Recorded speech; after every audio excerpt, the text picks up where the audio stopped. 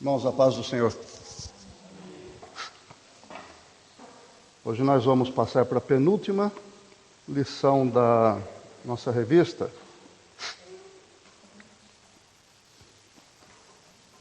Hoje é capítulo 10 de 1 aos Coríntios. Eu peço que para a próxima aula os irmãos estudem a lição toda do capítulo 11, só que o capítulo 11 tem dois assuntos importantes. E como o pastor já me deu liberdade de dividir as lições, caso seja necessário, então é possível que, durante o estudo, a gente perceba que cada assunto deva ser tratado numa aula. Porque um assunto, a primeira parte fala a respeito de algumas instruções de adoração, de comportamento no culto e comportamento das mulheres em relação ao culto, e a outra parte fala da Santa Ceia. Então são assuntos bem diferentes, que pode ser que o contexto exija que sejam abordados de forma distinta. Então eu peço que os irmãos estudem a lição por completo, mas sejam preparados para a possibilidade de nós dividirmos. Temos que dividir a aula. Até porque o assunto da Santa Ceia é assunto complexo e é vital para nós, né?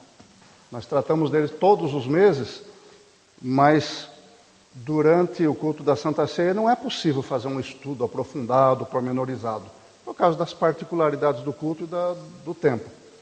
Vamos ver se Deus permitir que nós façamos isso na semana que vem, então. Bom, vamos lá para a leitura do capítulo 10, 1 aos Coríntios, e a lição 16, advertências e boa consciência.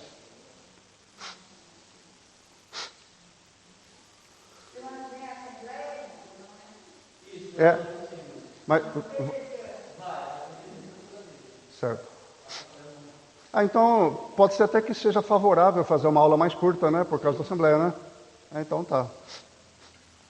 Irmãos, a nossa lição começa, aliás, a leitura bíblica, primeiro versículo de 1 aos Coríntios 10 começa, na maioria das traduções, com a palavra porquê. Outras, essa conjunção vem mais tarde, como não quero, pois, ou porque, ou portanto.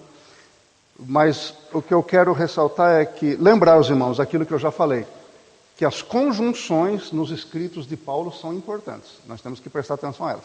Vai começar um capítulo novo, mas não vai começar algo desvinculado do resto. Porque já começa com uma conjunção.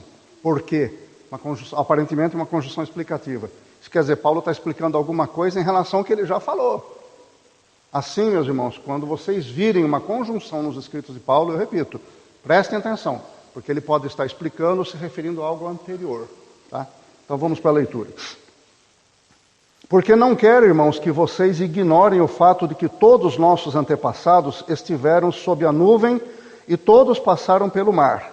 Em Moisés, todos eles foram batizados na nuvem e no mar.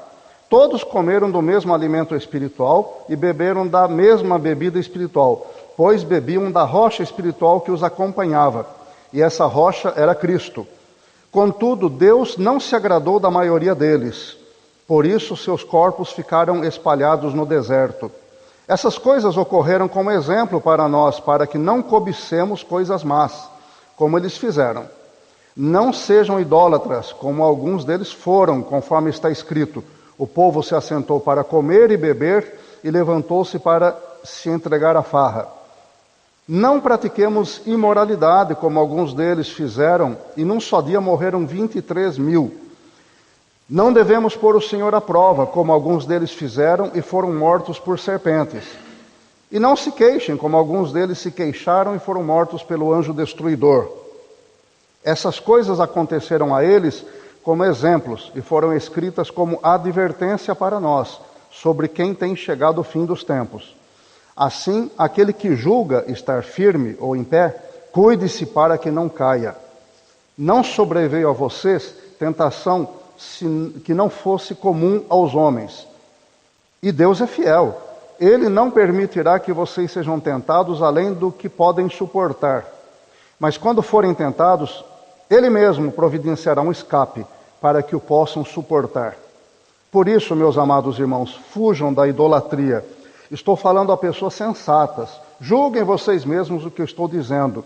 Não é verdade que o cálice da bênção que abençoamos é a participação no sangue de Cristo e que o pão que partimos é a participação no corpo de Cristo?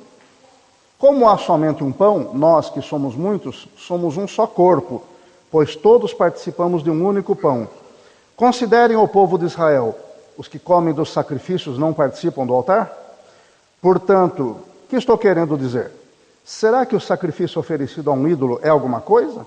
Ou o ídolo é alguma coisa? Não. Quero dizer que o que os pagãos sacrificam é oferecido aos demônios e não a Deus. E não quero que vocês tenham comunhão com os demônios. Vocês não podem beber do cálice do Senhor e do cálice dos demônios.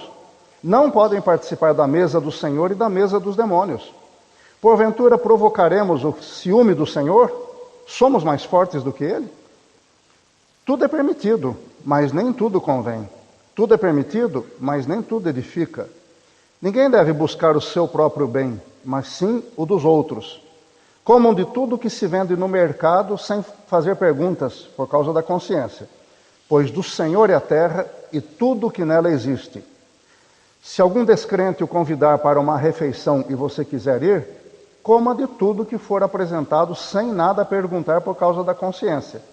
Mas se alguém disser, isto foi oferecido em sacrifício, não coma, tanto por causa da pessoa que o comentou, como da consciência. Isto é, da consciência do outro, não da sua própria. Pois por que minha liberdade deve ser julgada pela consciência dos outros? Se participo da refeição com ação de graças, por que sou condenado por algo pelo qual dou graças a Deus? Assim, quer vocês comam, quer bebam, quer façam qualquer outra coisa, façam tudo para a glória de Deus. Não se tornem motivo de tropeço nem para judeus, nem para gregos, nem para a igreja de Deus. Também eu procuro agradar a todos, de todas as formas, porque não estou procurando o meu próprio bem, mas o de muitos, para que sejam salvos. Tornem-se meus imitadores, como eu o sou de Cristo. Até aqui. 34 versículos, né? A gente está se acostumando a ler um bocado de coisa, né? Bastante coisa. E deixa eu ver aqui como é que está a gravação, está indo bem.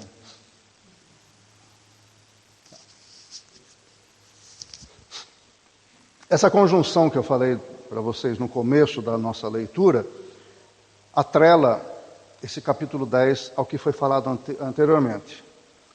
Paulo havia falado nos capítulos anteriores a respeito do respeito que nós devemos ter pelos irmãos mais fracos e dos seus direitos que ele não estava, com os quais ele não estava se apegando, ele estava abrindo mão dos direitos. É interessante observar que essa ideia de defender as minorias, de defender o mais fraco, não é moderno.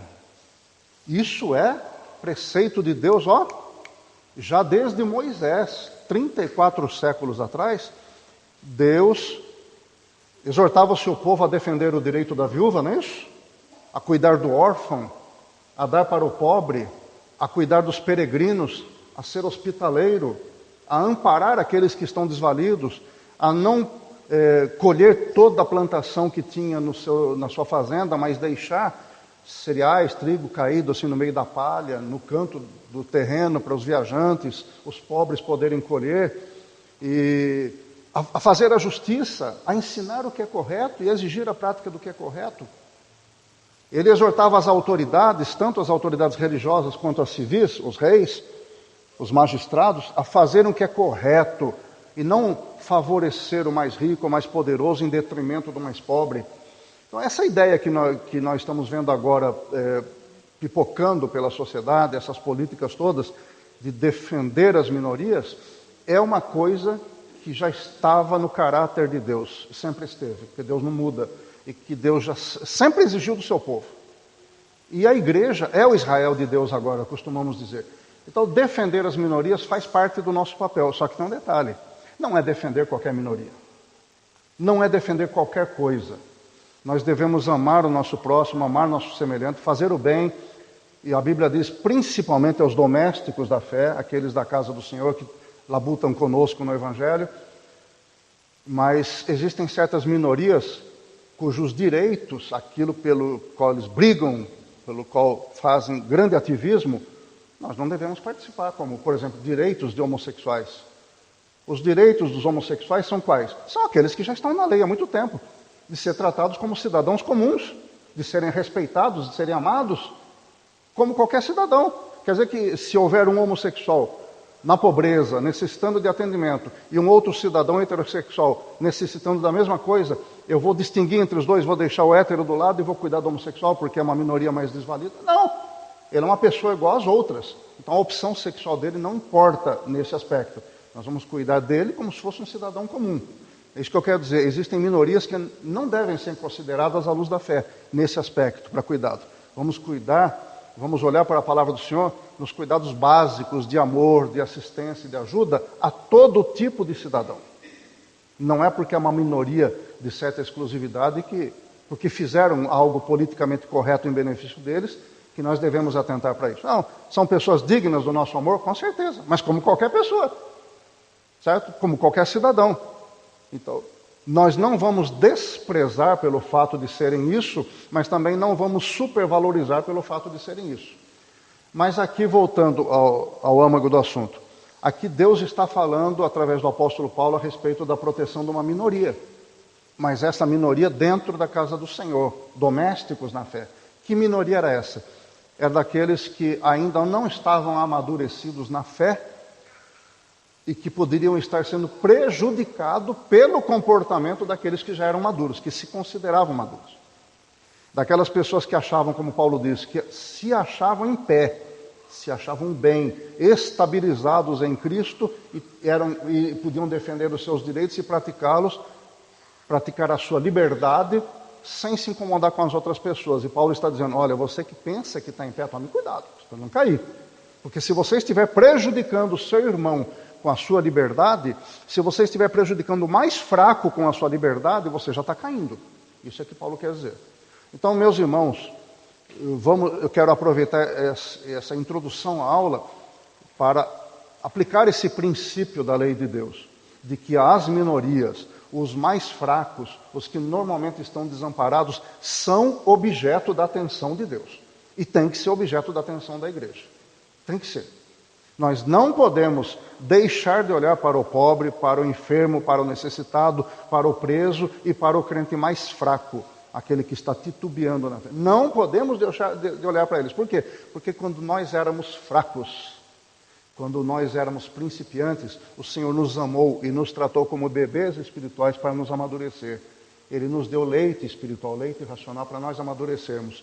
E agora, se nós achamos que nós estamos em pé, que somos fortes, é a nossa vez de cuidar do mais fraco, de dar o leite espiritual, de ter paciência com ele.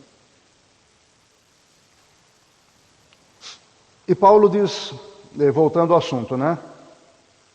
Eu não quero que vocês ignorem o fato de que os nossos antepassados, na tradução de vocês talvez diga nossos pais, estiveram sob a nuvem. Ele está se referindo ao povo de Israel quando saiu do Egito e foi conduzido por Deus através do deserto para a terra de Canaã. O povo de Israel passou pelo Mar Vermelho, não foi? O Mar Vermelho se abriu, grandes muralhas de água, e o povo passou a pé enxuto, comandados por Moisés. O povo sobreviveu no deserto de forma milagrosa. Não tinha comida no deserto para 3 milhões de pessoas. Sabe o que é isso? Os cálculos variam entre 2 milhões e 100 e 3 milhões de pessoas. Mas se fosse 1 milhão de pessoas, se fosse 500 mil pessoas, não, pastor? Imagina o senhor pastoreando no deserto 40 anos, um rebanho de 1 milhão de pessoas. É brincadeira não, né? E esse povo foi sustentado com comida que vinha do céu, com maná celestial.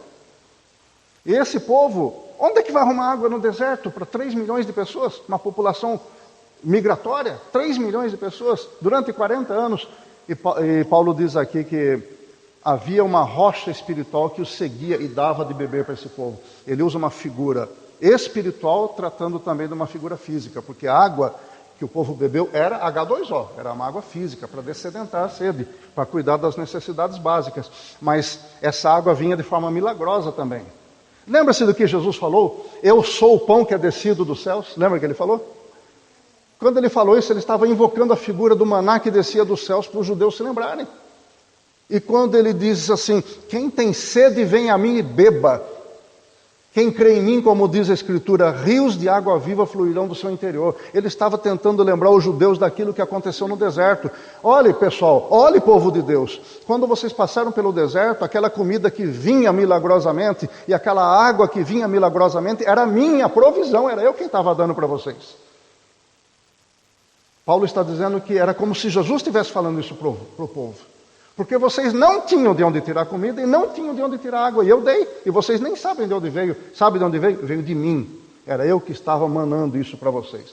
Manando o maná e manando a água para vocês. E os judeus desenvolveram uma ideia, uma crendice de que havia uma rocha que de fato seguia o povo de Israel aqueles 40 anos no deserto. Eles acreditavam que lá de Horebe, o primeiro lugar onde Deus deu água para o povo através da rocha, eles acreditavam que uma parte, ou pelo menos uma parte da rocha de Horebe, seguia misteriosamente o povo, até que lá no deserto de Sim, se não me engano, Moisés feriu a rocha para dar água para o povo. Havia essa crendice. E Paulo usa essa figura para dizer, sabe aquela rocha que seguia vocês, aquela rocha espiritual? Essa rocha era Cristo. Então ele usa esse folclore dos judeus para lembrá-los de que era Jesus quem estava providenciando água. Ele não está dizendo que, de fato, havia uma rocha que ficava escondidinha, quando o povo não estava olhando, ela saía correndo e acompanhando o povo. Ele não está falando isso. Ele está falando que aquilo que vocês imaginavam que Deus estava fazendo de forma milagrosa, era Jesus Cristo providenciando a água para vocês. Isso Paulo está querendo dizer. Mas ele está falando isso de forma a advertir o povo. Entenda que quando ele diz que todos foram batizados em Moisés, ele não está falando que Moisés era um Deus de um batismo, não. Eles estavam falando da identificação. Moisés foi alguém chamado por Deus para retirar o povo do Egito, e ele se tornou, então, um líder cabeça, vamos dizer assim, do povo.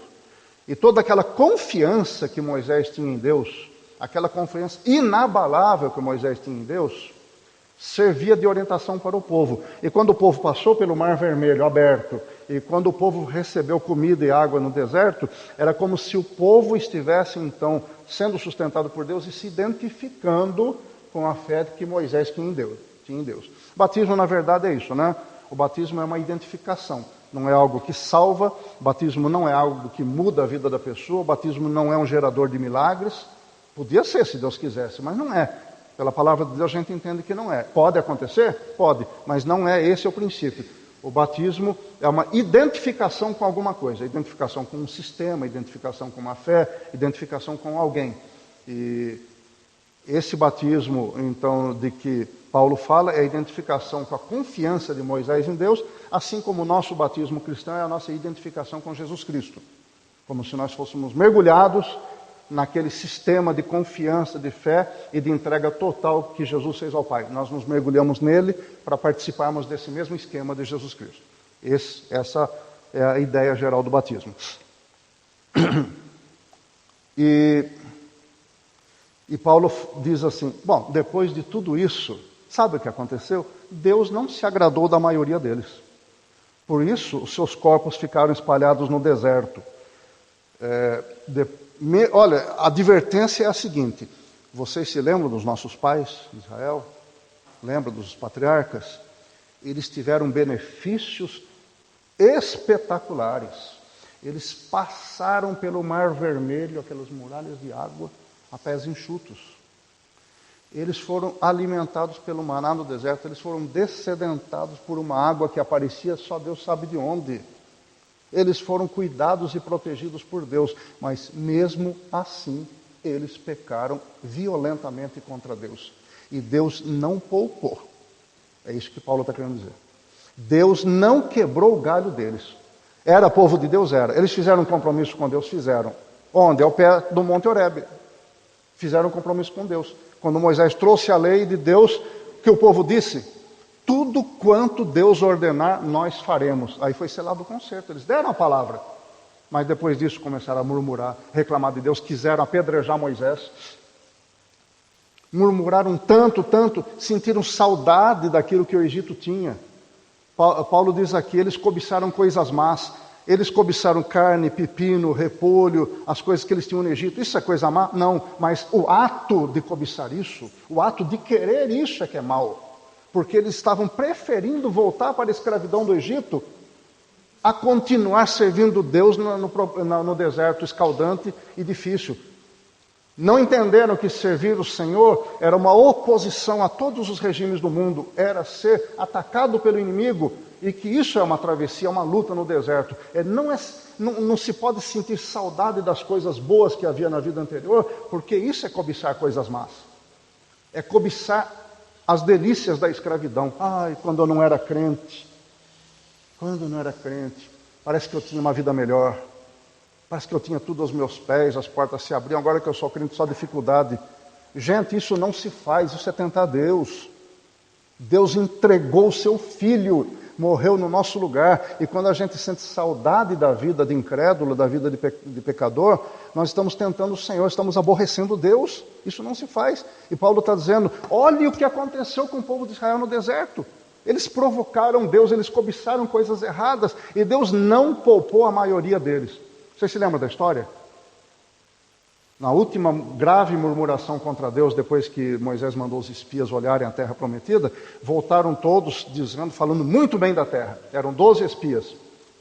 Falaram muito bem da terra. A terra maravilhosa. Só que tem um problema. A gente parece desse tamanho que nem gafanhoto perto daqueles gigantes. Eles vão matar, eles vão acabar com a gente, eles vão acabar com Israel. Josué e Caleb falaram, não. Josué e Caleb foram 2 dos 12. Não.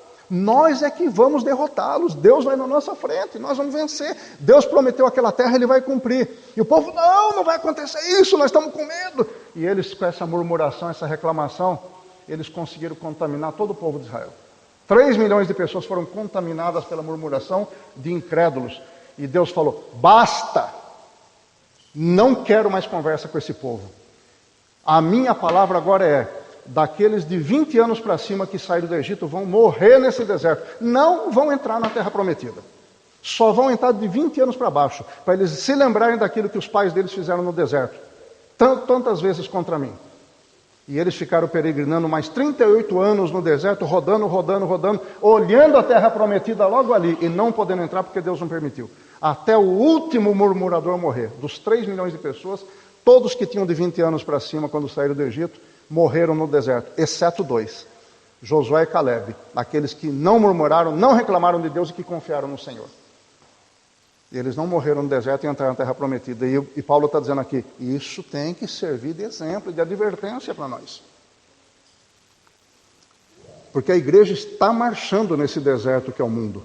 Ele estava falando isso para os crentes de Corinto, dizendo, como se dissesse, vocês não estão vendo o que está ao redor de vocês? É uma sociedade hostil ao Evangelho, é muito paganismo, é muita maldade, é o inimigo trabalhando por trás das figuras, das imagens de escultura, trabalhando por trás, demônios se apoderando da idolatria, para ver se convence a igreja a abandonar esse Deus que nós servimos.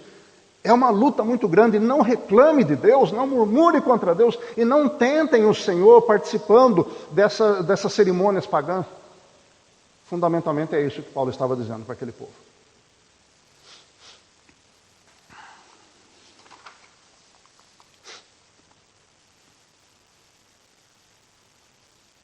Na verdade, como diz o título do primeiro capítulo da nossa lição, o problema que estava tomando conta dessas pessoas era a presunção, A presunção de que estou liberto, posso fazer o que eu quero, sou forte, estou em pé e não tenho perigo de cair. E Paulo diz, você que pensa que está em pé, olhe que não cai. Então, o grande perigo focalizado por Paulo aqui é o da presunção. Todos nós aqui, todos nós que estamos aqui, as pessoas que vão ouvir essa gravação, todos nós temos convicção de que estamos em pé. Todos nós temos essa convicção. Nós sabemos que estamos firmados na rocha, em Jesus Cristo. Só que tem um detalhe. Isso não nos dá liberdade, mas não nos dá o direito de achar que nós podemos fazer qualquer coisa e continuar em pé. E Paulo vai dizer falou de algumas e vai falar de outras coisas que podem nos derrubar por presunção. Não, eu presumo que eu estou de pé, presumo que eu sou forte, tranquilo, estou garantido. Jesus Cristo garante a minha salvação, garante. Mas e o meu comportamento não vale nada?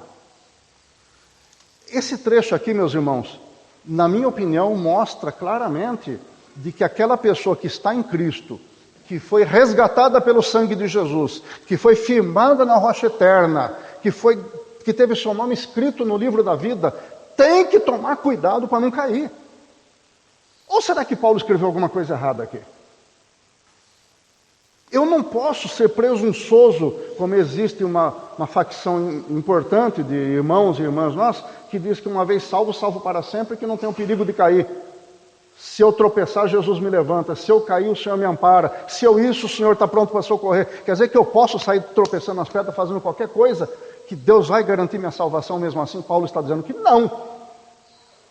Paulo está dizendo que não. Aquele que pensa que está em pé, olhe que não caia. Paulo fala aos crentes de Gálatas, da Galácia, aos crentes de Gálatas, ele diz que quem foi que atrapalhou vocês para que vocês parassem de correr como estavam correndo? Quem foi que impediu vocês? Eu tenho medo de ter pregado o evangelho inutilmente entre vocês, pregado em vão. Tenho medo. Eu estou preocupado de saber se vocês já não caíram da graça. O que Paulo está dizendo com isso? Que é possível perder a salvação. E é por isso que ele faz essa advertência. Essa aula de hoje não é para calvinistas. Essa aula de hoje é para nós que acreditamos que temos que ter o temor do Senhor na nossa vida, temos que amar os nossos irmãos, principalmente os mais fracos, e não presumir de nós mesmos que nós estamos firmes na rocha e que nós nunca vamos cair porque Jesus não vai deixar. Essa mensagem é para nós que acreditamos que devemos manter até o fim uma boa consciência em Cristo e continuar a batalhar pela fé que um dia foi dada aos santos, como diz Judas.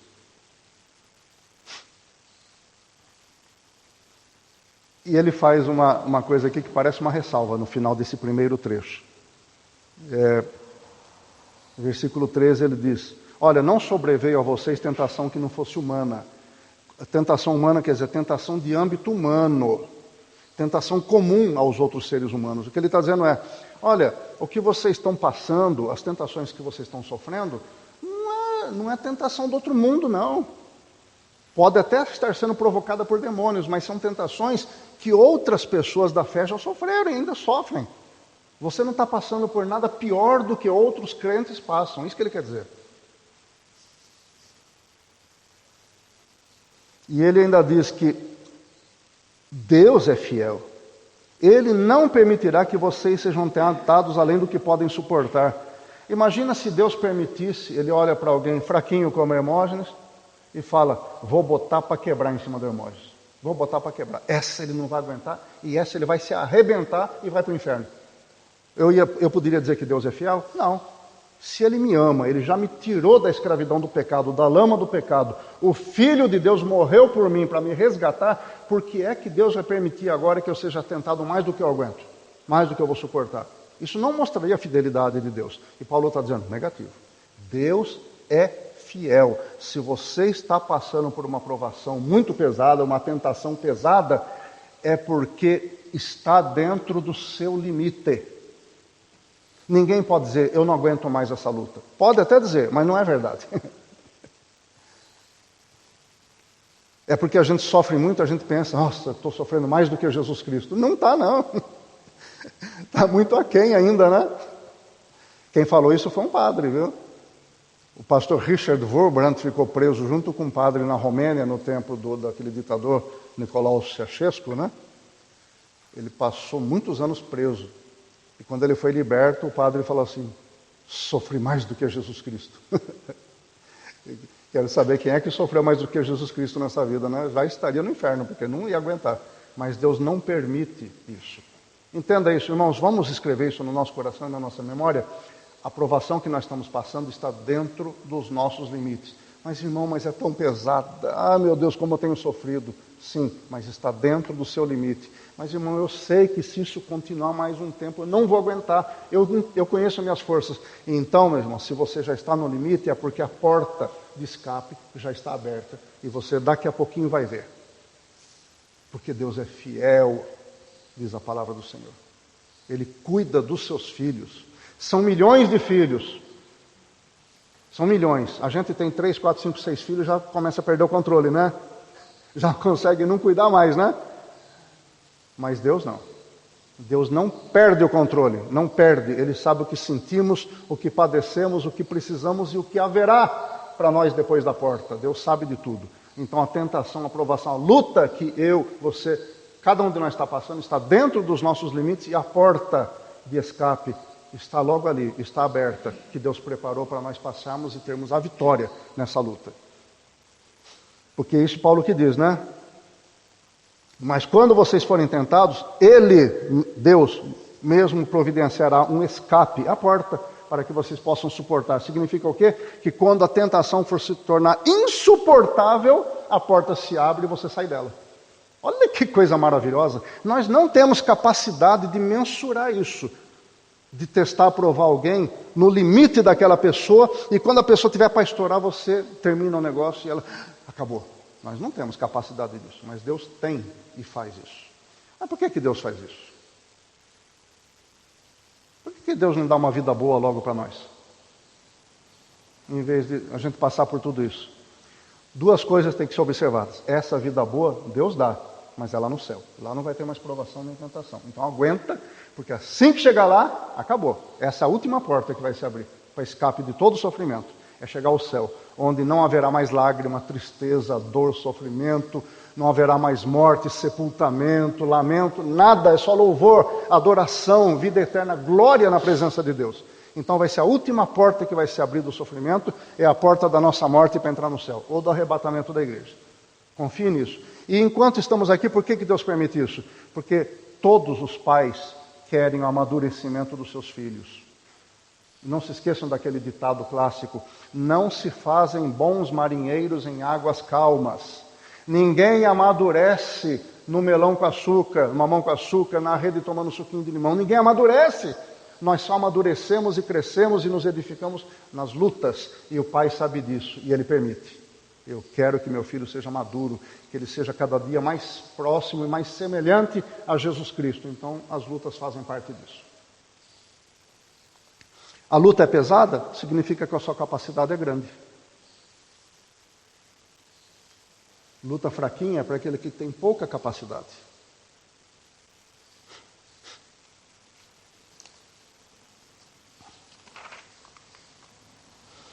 Bem, aí Paulo passa a transportar isso para o lado mais prático. Ele estava falando do passado, e estava falando de forma teórica e falando do passado.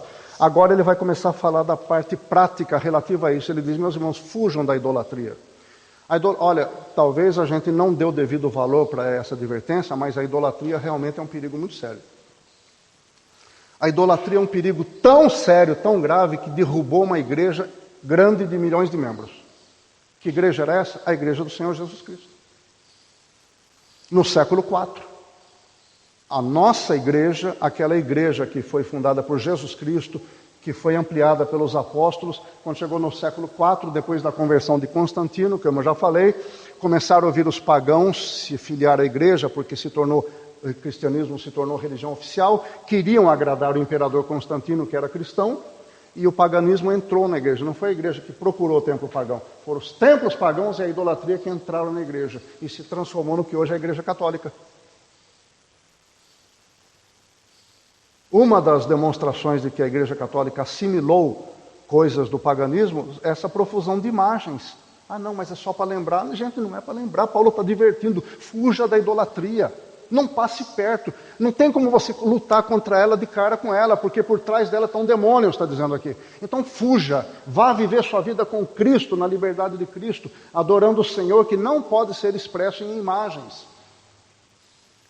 Essa é uma das provas. A outra prova é o próprio dogma da transubstanciação da Santa Ceia Católica. Por que isso? Porque eles dizem que em cada missa, Cristo é sacrificado novamente e ele se incorpora na hóstia e no vinho. Então, quando você come a hóstia, você está comendo o corpo de Cristo, não é símbolo. E quando você bebe o vinho, você está bebendo o sangue de Cristo, não é símbolo. Mas o que tem isso a ver com o paganismo? Era isso que o paganismo professava. O culto a Dionísio e a outros deuses pagãos dizia o seguinte, que quando o adorador sacrificava no altar e comia, ele estava literalmente comendo do próprio Deus. E Jesus nunca falou isso. Quando ele disse, isto é meu corpo, isto é meu sangue, ele não estava morto, ele estava vivo ainda. Quando ele mostrou o pão, disse: "Este é meu corpo que é partido por vós." Jesus estava vivo. Então aquele pão só podia simbolizar o corpo, só podia ser um símbolo. Quando ele mostrou a taça de vinho, ele disse: "Esse é meu sangue que é derramado por vós." Não era o sangue dele, porque ele ainda estava vivo, como ser humano normal. O sangue dele estava fluindo. Aquele lá não era o sangue dele, aquele lá era vinho. Então só podia ser símbolo. Quando Jesus falou isso, era para bom entendedor ver logo. Não, isso aqui é símbolo do corpo e do sangue de Jesus Cristo, não é verdadeiro. Outro detalhe é o fato de que a igreja evangélica não tem altar físico. Altar é o lugar onde se apresenta um sacrifício. A igreja católica tem o altar. E ela apresenta o sacrifício de Jesus Cristo ali na celebração. Nós não temos, nós não sacrificamos Jesus Cristo. O nosso altar, diz a Bíblia, é o próprio Senhor Jesus Cristo. Ele é o próprio Senhor. Por quê? Porque o altar é o lugar onde se oferece o sacrifício a Deus, certo?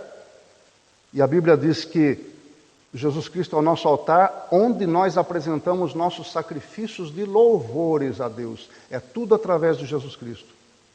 Agora, se pegar Jesus Cristo para sacrificar novamente em cima de um outro altar, só pode ser o altar pagão. Porque ele é o próprio altar dos crentes. Então vocês estão vendo, e ainda existe gente, e ainda existem vertentes evangélicas que se associam ao catolicismo. Eu não quero aqui ser proselitista, eu não quero ficar falando mal dos outros, mas eu tenho que falar a verdade. Paulo falava contra o paganismo para uma igreja que estava no meio de pagãos. E se pagãos lessem a carta de Paulo, iam se revoltar com ele. Está falando mal dos nossos deuses? Eu estou procurando fazer uma coisa semelhante. Eu não quero é criticar as outras religiões e falar mal de ninguém. O que eu quero é advertir a cada um dos meus irmãos e daqueles que ouvem, de que nós não podemos nos associar ao paganismo, porque por trás disso, diz Paulo, estão os demônios. Eu trabalhei com uma senhora no aeroporto de Fortaleza. Eu era uma funcionária civil que trabalhava comigo no aeroporto. Ela era do comando da aeronáutica.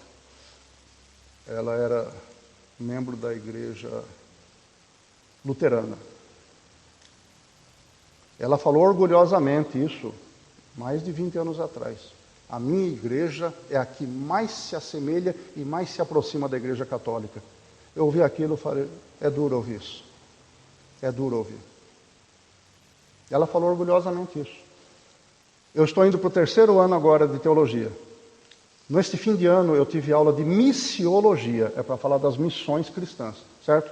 O livro que eu li é muito bom. Fala da missiologia clássica, da história, do desenvolvimento, do desenrolar, das perspectivas da missão, das missões evangélicas. Então, há um livro e há um professor dando aulas online, aulas virtuais. Esse professor, luterano também, é uma sumidade. Dá gosto de ouvir o homem falar. Eu queria ter 10% da capacidade desse homem de ensinar. Um erudito, uma pessoa que conhece. Imagina, é um doutor, o cara, é professor e doutor em teologia. É bom, cara. Mas ele não falou nada do que está no livro, não falou nada das missões clássicas, não falou nada dos discípulos de Jesus, não falou nada a respeito de nós ganharmos alma. Ele só falou do diálogo interreligioso. Em todas as aulas de missiologia dele, ele só falou em como a gente se unir com as outras igrejas para poder pregar o evangelho. Em como Jesus Cristo salva almas até no espiritismo, até nas religiões pagãs, porque Deus está presente nessas religiões também. A gente não precisa pregar para transformar essas pessoas, porque Deus está presente e está salvando alma lá dentro também. E a gente não precisa tentar tirar de lá e nem ganhar. Então o que Paulo fez? O que foi que o apóstolo Paulo fez? O que os discípulos de Jesus fizeram? Se eles combateram o paganismo, se eles disseram não se associem, se Paulo falou em 2 Coríntios capítulo 6, que consenso há entre o templo de Deus e o templo dos ídolos? Que consenso há entre Cristo e Belial? Como é que agora alguém evangélico, doutorado em teologia evangélica, vem me dizer que Jesus Cristo está presente em todas as religiões e que eu não tenho que tentar ganhar almas nesses lugares? Isso sendo ensinado numa faculdade de teologia bíblica. Por isso, irmãos, o que eu estou falando aqui é sério para a nossa advertência. O pastor já falou aqui para a gente. Existe muita coisa na televisão e na internet, mas nem tudo presta. Não é, pastor? Nem tudo presta. E os crentes saem ouvindo alguém que está de gravata, todo bonitinho, cantando música evangélica, e começa a vomitar besteiras lá e os crentes comendo. Tomem cuidado. Tomem cuidado. Até isso que eu estou ensinando aqui para vocês tem que passar pela palavra de Deus, senão não presta. Tem que passar por aqui. Irmãos, nós estamos vivendo tempos muito difíceis. E existem crentes se associando ao paganismo e à idolatria, bebendo dessas cisternas rotas, águas sujas, como está com sede, eu vou beber qualquer coisa. Não, irmãos, não. Israel no deserto não bebeu qualquer coisa, porque quando chegou a sede, Deus providenciou água limpa para eles beberem. Deus provou por um tempo, por alguns dias. Passaram 7 dias sem água, para Deus provar se eles iam esperar para beber água limpa, e não para beber água suja e porcaria. Deus provou, e Deus prova você e a mim. Não beba água suja, irmão. Não beba, não se alimente de qualquer coisa. Confie na palavra do Senhor. Já temos uma fonte de águas limpas aqui, já temos. Confie na palavra de Deus. Mas para você confiar nela, você tem que ler e meditar na palavra de Deus. Não é só ouvir os outros falar. Ouvir também, mas não é só isso. Não adianta que você não vai chegar diante de Deus e falar: por que você fez isso? Por que desobedeceu minha palavra de forma tão boba, tão violenta? Você, não, mas é porque eu ouvi na internet, na televisão, porque o irmão me ensinou. Ele fala: e a sua responsabilidade individual? E sua responsabilidade pessoal? Você ignorou que você é quem abre a boca para beber? É você que põe a boca na fonte para beber? Não tem ninguém enfiando na sua goela água suja e você é obrigado a tomar? A responsabilidade é sua. Então, vamos aprender isso, para nós não cairmos nessa prática. E Paulo vai desfiando aqui a ideia de que os ídolos não são nada. A comida sacrificada aos ídolos não está espiritualmente contaminada. E já falamos isso no capítulo 8. Quer dizer que se você pegar um pedaço, um contrafilé assim e falar: vou fazer churrasco, mas isso aí saiu do templo pagão, e agora? Continua sendo contrafilé e foi Deus quem fez aquilo. Continua sendo comida que você consagra a Deus e Deus santifica.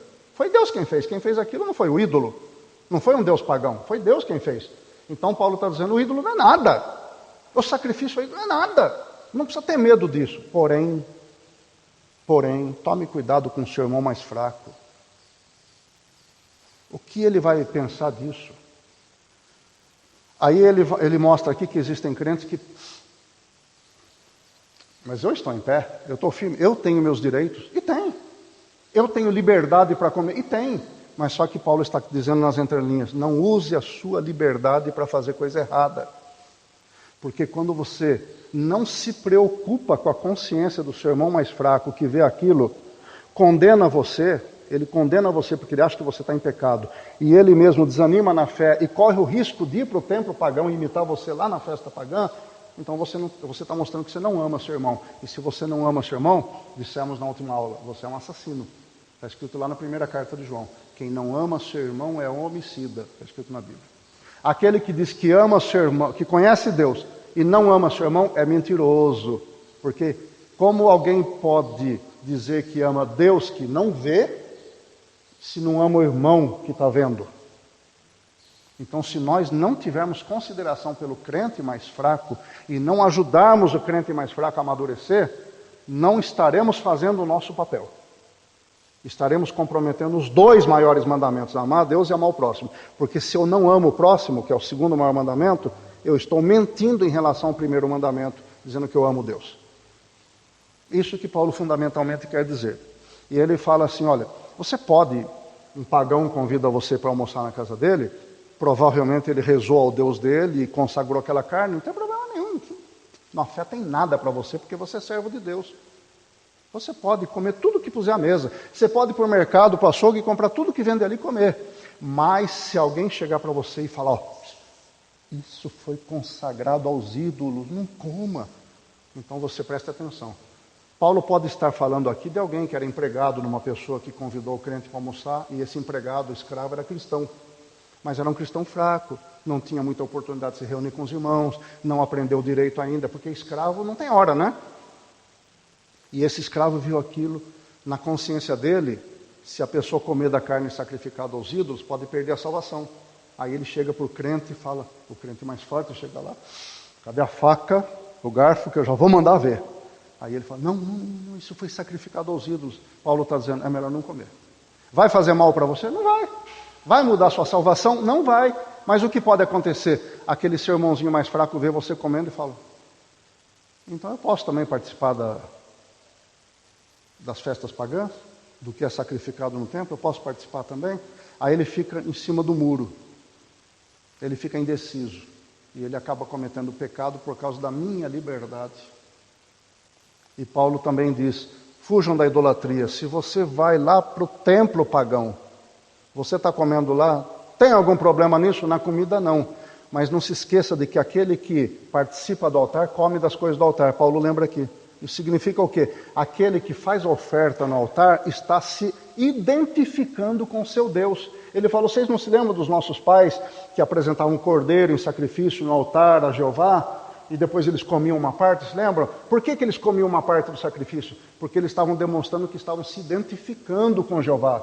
Eles estavam participando da natureza de Jeová. Então aquele que vai lá para o templo pagão e que oferece no altar e come, está se identificando com Deus pagão. Mas na verdade, ele dizendo, na verdade não é um Deus pagão, porque não existem outros deuses. Quem está por trás desse altar, quem está por trás desse sacrifício, quem é? Demônios. E ele diz: demônios. E eu não quero que vocês se associem com demônios. Porque vocês não podem participar da mesa dos demônios num dia e da mesa do Senhor no outro dia.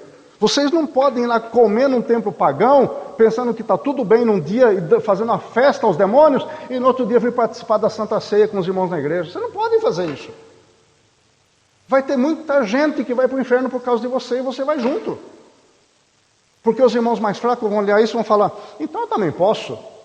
E aí ele vai, e ele fica na dúvida se ele está servindo o Deus verdadeiro ou está servindo um Deus falso através de demônios. A idolatria tem um poder de corroer a fé das pessoas. Olha os exemplos que eu dei para vocês, da Igreja Católica e da Igreja Luterana. Olha os exemplos. Querem, estudem mais um pouco, não precisa ficar acreditando na minha palavra. Pesquisem a respeito. Pesquisem.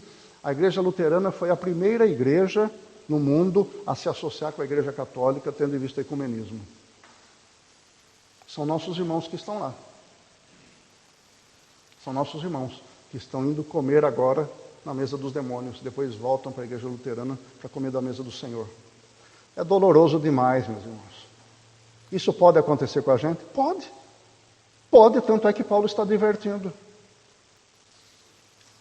Então, meus irmãos, nós temos liberdade, estamos fortes, então vamos tomar cuidado com aquilo que nós fazemos. O pessoal dizia lá: tudo é permitido. Agora eu sou cristão, tudo é permitido, é verdade. Mas tudo convém? Tudo é permitido, mas está tudo certo? Aqui o que Paulo diz mostra que depende do contexto. Pode estar tudo certo num contexto, mas pode estar tudo errado no outro contexto. A mesma coisa. Eu comer carne sacrificada aos ídolos, em determinado contexto pode estar certo, em determinado contexto pode estar errado. Qual é o contexto certo e o contexto errado? Foi o que nós falamos. Você foi convidado para comer na casa de alguém? Coma. Dá glória a Deus, faça a sua oração, consagre a Deus, acabou. A comida pertence a Deus, mas lá participar da consagração daquela comida para o Deus pagão, não, porque aí você vai participar da mesa dos demônios. Então depende do contexto. Mas quem é que vai fazer a escolha agora? Quem é que vai dizer quando está certo ou está errado? E agora? É uma intimidade, é uma questão de intimidade entre você e Deus. É por isso que a Bíblia diz: conheçamos e prossigamos em conhecer o Senhor. Nós temos que desenvolver o relacionamento com Deus, porque Paulo não tinha esse discernimento? Paulo não estava vendo o que era certo e o que era errado? Os discípulos do Senhor da Antiguidade não tinham esse discernimento? Por que nós não podemos ter, se é o mesmo Deus que operava em Paulo, Pedro, Apolo? Se era o mesmo Deus que operava neles, e Deus não mudou em nada. E ele diz aqui: Deus é fiel. Se Deus fazer isso na vida deles, por que não pode fazer na nossa? Por que é que Paulo tinha esse discernimento? Porque ele se aplicava à oração, ao estudo da palavra, à comunhão com Deus. Ele meditava, ele raciocinava nisso, ele empenhava a vida dele para conhecer a verdade e para praticar a verdade. Nós podemos fazer isso também. Aliás, nós devemos fazer, é nossa obrigação. Nós não podemos ficar esperando alguém dizer para você: está errado, está certo, pode fazer. Não, isso não. Não. Vamos ter que ter um guarda de trânsito na nossa vida para dizer na hora que pode ir ou que não pode ir? A vida inteira assim? Não, nós já temos idade e maturidade para ensinar as pessoas. Então nós temos que aprender, porque nós precisamos primeiro internalizar, se tornar nossa prática, para depois nós podermos passar para as pessoas. Mas nós já temos nível de maturidade, tempo de crente suficientes para a gente fazer isso. Vamos amadurecer nisso, meus irmãos, porque senão a gente compromete a nossa liberdade em Cristo e a liberdade dos irmãos. E Paulo, para finalizar, diz... Opa, estou passando a hora, né? Não? Pode ir até meio-dia, então? Não, meio-dia não, né? Eu já estou terminando, irmão. E Paulo diz, por que a minha liberdade deve ser julgada pela consciência dos outros? Eu tenho liberdade, por que é que eu vou expor a minha liberdade como se eu estivesse passando na cara dos outros para o outro que não sente a mesma liberdade me condenar? Para que eu vou fazer isso? Não vou fazer. Eu tenho liberdade? Tenho. Então eu vou ser sábio na administração da minha liberdade. Quer um exemplo tonto, tosco? Você tem liberdade para andar no seu quarto em trajes íntimos, até pelado? Tem, não tem? Mas você tem liberdade para andar pela sua casa toda? Tem, quando não houver mais ninguém. Ou quando tiver só pessoa daquele círculo de intimidade, certo? E para sair da sua casa e andar pelado na rua, você tem liberdade? Não. Você tem liberdade, mas você não deve usar essa liberdade. Quer dizer, então você tem liberdade para andar pelado ou andar em trajes íntimos, mas depende das circunstâncias, certo? Você pode tomar banho sem roupa, e deve. Mas você bota um chuveiro no meio do quintal, ou no portão da rua tomando banho ali. Não. Então depende do que. É um exemplo tosco, mas é isso, é para ilustrar a nossa liberdade. Nós temos liberdade para fazer, mas depende das circunstâncias. Vai chegar uma hora. Adão e Eva podiam tomar banho pelado à vontade. E naquela época também isso não era pecado. E agora? Aí você vai pensar, peraí, à medida em que eu vou me afastando do meu local de intimidade, eu vou ter que ir colocando mais roupas. Eu posso até andar de bermuda, de short e de chinelo na minha casa. Posso. É pecado? Posso atender o carteiro assim, no portão de casa. Posso arrumar meu quintal assim. Mas eu posso ir até a padaria da esquina assim. Vou dar uma corridinha rapidinho. Mas eu posso ir para a igreja assim? Eu posso ir assim para o meu trabalho? Eu vou visitar minha namorada desse jeito? Eu vou lá buscar um documento no fórum desse jeito? Então, o que é que nós fazemos nessas ocasiões? Nós analisamos a nossa liberdade para ver se ela é válida em todas as circunstâncias. Faça isso como cristão. Analise seu nível de liberdade para as circunstâncias que vêm à frente. Pense primeiramente no seu irmão mais fraco. O exercício dessa minha liberdade vai ajudar ou vai atrapalhar? Vai edificar ou vai derrubar? Paulo está fundamentalmente dizendo isso. Eu posso comer essas coisas na minha casa? Posso. Mas eu posso convidar um irmão fraco para comer comigo? Não. Eu posso convidá-lo para beber isso que eu bebo junto comigo? Não. Quem eu posso convidar? Somente aquele que não se escandalize e que participa da mesma coisa. Entendeu? Entendeu? Nós vamos analisar o nosso nível de liberdade e praticar dentro da palavra do Senhor. E ele finaliza dizendo assim: eu não estou procurando o meu próprio bem, mas o de muitos, para que sejam salvos. Eu não quero que meus irmãos percam a salvação. Portanto, tornem-se meus imitadores, Paulo falando, como eu sou imitador de Cristo. Quer dizer, Cristo fez isso por amor dos mais fracos.